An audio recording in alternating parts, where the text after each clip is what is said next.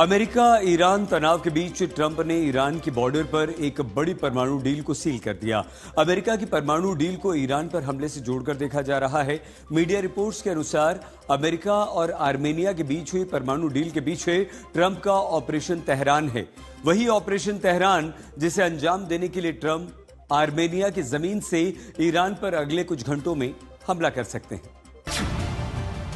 क्या secret root से Iran पर होगा हमला? व्हाइट हाउस में ट्रंप और नेतन्याहू की बात। आर्मेनिया के साथ अमेरिका की एटमी डील। ईरान के पड़ोसी ने बढ़ाई खामेनेई की टेंशन। समंदर से अमेरिका करेगा मिसाइल अटैक। क्या आर्मेनिया से ईरान में टैंक भेजेंगे ट्रंप? ईरान के बॉर्डर पर ट्रंप का परमाणु प्लान।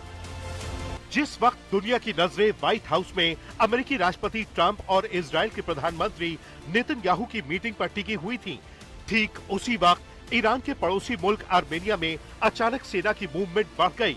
ये मूवमेंट अमेरिका और आर्मेनिया के बीच हुई परमाणु डील के बाद देखी गई। डिफेंस एक्सपर्ट मानते हैं कि ईरान अमेरिका तनाव के बीच उपराष्ट्रपति जेडी वेंस का आर्मेनिया जाना, आर्मेनिया के साथ एटमी डील साइन करना ईरान और उसके सहयोगियों की टेंशन बढ़ाने वाला है, क्योंकि आर्मेनिया ईरान का पड़ोसी है और युद्ध की स्थिति में आर्मेनिया की जमीन से अमेरिकी सेना बहुत आसानी से तेहरान को निशाना बना सकती है। अगर आर्मेनिया और अमेरिका के बीच हुई एटमी डील की टाइमिंग को देखें तो डील के पीछे कोई बड़ा खेल है। इसे यूं समझिए। नंबर 1, रूस को छोड़कर अमेरिका के पाले में आया आर्मेनिया। नंबर 2, आर्मेनिया की सीमा ईरान से लगती है, यानी पड़ोसी है। नंबर 3, आर्मेनिया की सीमा ईरान की राजधानी तेहरान के करीब। नंबर 4, युद्ध की स्थिति में आर्मेनिया की जमीन ट्रंप के लिए मुफीद। नंबर 5, आर्मेनिया से तेहरान पर हमला कर सकता है अमेरिका। आर्मेनिया के साथ एटमी डील के बाद अमेरिकी उपराष्ट्रपति जेडी वेंस ने ईरान पर हमले के संकेत दिए हैं। दावा यही किया है कि अमेरिका किसी भी सूरत में ईरान को एटमी हथियार नहीं बनाने देगा। अगर ईरान नहीं माना तो अमेरिकी राष्ट्रपति के पास सैन्य कार्रवाई का विकल्प खुला है। ईरान के साथ बातचीत और समझौते की राह में सबसे बड़ी रुकावट खामेनेई है। ईरान के पास परमाणु हथियार नहीं हो सकते। ये अमेरिका के राष्ट्रपति का घोषित नीतिगत लक्ष्य है।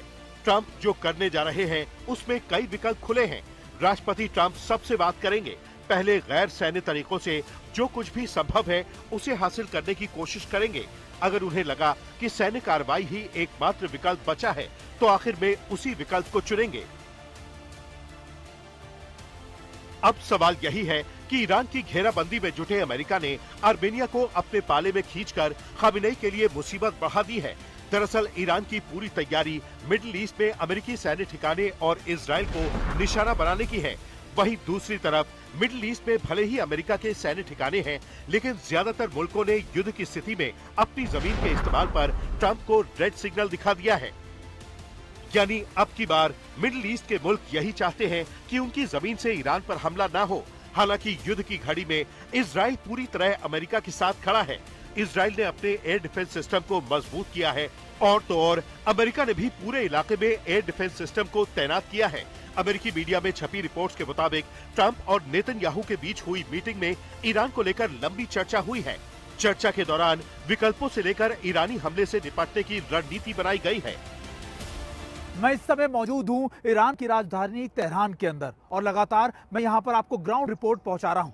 इस समय यहां के हालात हर पल पल बदलते जा रहे हैं। खास बात यह भी कि पिछले 24 घंटों में जो डोनाल्ड ट्रंप की मीटिंग नेतन्याहू से हुई है उसके बाद समीकरण या स्थिति और ज्यादा बदलती हुई नजर आ रही है। खास बात यह भी कि डोनाल्ड ट्रंप ने एक बार फिर से चेतावनी दी है कि अगर ईरान नहीं माना तो फिर निश्चित तौर पर कोई बड़ी चेतावनी नहीं दी जाएगी, बल्कि बड़ा एक्शन किया जाएगा। यानी और ये एक्शन इससे बड़ा यानी पिछली बार से भी ज्यादा बड़ा होगा। डोनाल्ड ट्रंप का ये कहने के बाद ईरान में परिस्थितियां अब फिर से बदल गई हैं। एक मीडिया रिपोर्ट के मुताबिक ट्रंप ने ईरान के साथ चल रही बातचीत के बीच एक और युद्धपोत मिडिल ईस्ट की तरफ रवाना कर दिया है। ये तब है जब ओमान की खाड़ी के करीब पहले से अमेरिका का यूएसएस अब्राहम तैनात है। अमेरिका की सैन्य तैयारी को देखते हुए ईरान के विदेश मंत्री अब्बास अराक्ची ने अपनी स्थिति स्पष्ट कर दी है। पहला ये कि ईरान कभी झुकेगा नहीं। दूसरा ये कि अमेरिका की तरफ से हमला हुआ तो ईरान छोड़ेगा नहीं। अगर बातचीत नाकाम होती है और नया हमला होता है तो ईरान जवाब देने के लिए तैयार है। पिछले साल इजराइल और अमेरिका की बमबारी के बाद ईरान की सैन्य तैयारी, संख्या और गुणवत्ता दोनों में बढ़ी है। नेतन्याहू लगातार अमेरिका को ईरान पर हमले के लिए भड़का रहे हैं, लेकिन दोबारा हमला हुआ तो अमेरिकी सैन्य ठिकानों पर ईरान हमला करेगा। ईरान की सबसे बड़ी ताकत उसकी मिसाइल शक्ति है। तनाव के बीच ईरान अपनी 2000 से ज्यादा बैलिस्टिक मिसाइलें तैनात कर चुका है, यानी ईरान भी मानकर चल रहा है कि अमेरिका किसी भी वक्त हमला कर सकता है। डोनाल्ड ट्रंप एक तरफ तो बातचीत की बातें कह रहे हैं, लेकिन दूसरी तरफ मिडिल ईस्ट के पूरे इलाके में अपनी सैन्य मुस्तैदी भी बहुत तेजी से बढ़ा रहे हैं। पिछले हाल ही के दिनों में हमने देखा डोनाल्ड ट्रंप ने न सिर्फ अपने एयरक्राफ्ट कैरियर के अलावा कई ऐसे कह सकते हैं डिस्ट्रॉयर्स, अपने शिप्स को है वो मिडिल ईस्ट के इलाकों में भेजा हुआ, जिनकी संख्या अभी करीबन 12 से 13 बताई जाती है। खास बात यह भी कि अमेरिका की तरफ से यह भी संकेत मिले हैं कि वो अपना एक और एयरक्राफ्ट कैरियर लगातार जल्दी ही मिडिल ईस्ट के इलाकों में भेज सकता है, जो ईरान के बेहद करीब होगा। यानी ईरान को दोनों तरफ से ब्लॉक करने की कोशिश की जा रही है। डोनाल्ड ट्रंप बातचीत के साथ साथ अपनी सैन्य क्षमताओं में इजाफा इस बात को लेकर भी कर रहे हैं कि उनको उम्मीद है कि अगर किसी एक मसले पर ईरान नहीं माना तो फिर ईरान पर साइकोलॉजिकल प्रेशर डाला जा सकता है, और ये सिर्फ तभी किया जा सकता है जब वहां पर अमेरिका की सैन्य तैयारियां पूरी हो जाएंगी।